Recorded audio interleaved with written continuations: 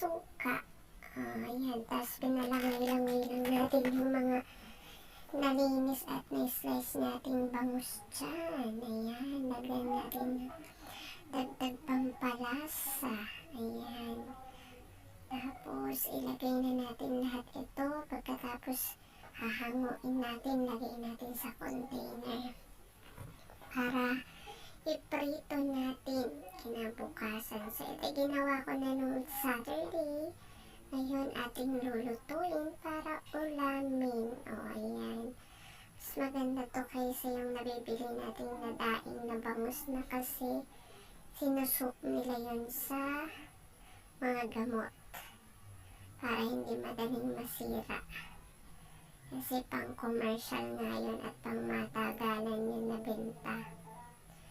Yan, sinislice lang natin yung bangus, nilinis, tapos ilagay natin dito sa sauce na ginawa natin. Ayan. Ayan, ilagay na natin dito sa plasticware. So, diba? Yan yung pinagkainan natin ng kung ano-ano. Char. Yan, tapos bukas ipiprito na natin to. Masarap to. Yan, nagawan ng sausawan. So, ito na yung finished product natin. Ready to keep. Lagay natin sa freezer. Yan, fresh naman yan. Dito natin binili.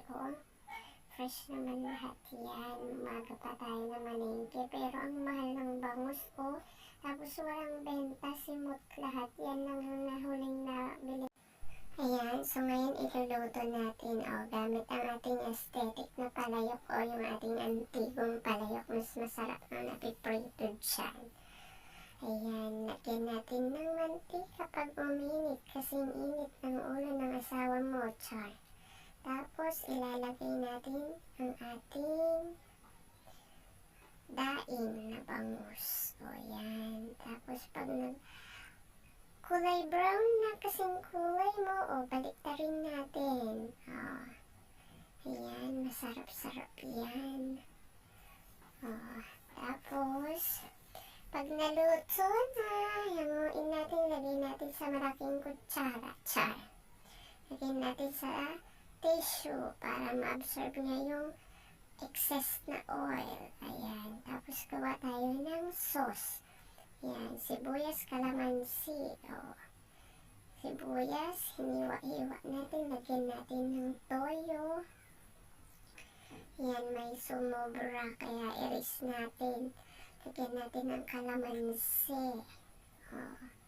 Para pampaasim ng kilikili. Char. Yan, and pepper. Lagyan natin konti.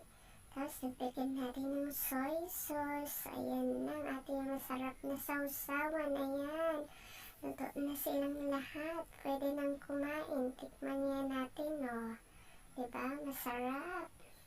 With rice. Masarap-sarap na yan. Sige. Tapos, ito yung pangalawang luto natin para may sabaw sa bulinggit, ang tinolang sardinas. Char. Igisa natin ang ating bawang at sibuyas. Sote natin. Sote. Ayan, tapos tagal-tagal natin hindi nag-ulam ng sardinas. Ang mahal 27 pesos. Pero kulang yung sukli ng nagtinda. Sige, hayaan mo na. Ilagay ang sayote at sardinas. Halu-haluin mo na sila. Bahala na sila dyan mag-away-away. Lagyan ng asin, paminta. Yan. Tapos haluin mo lang. Hayaan mo lang lumambot kasi lambot ng puso mo.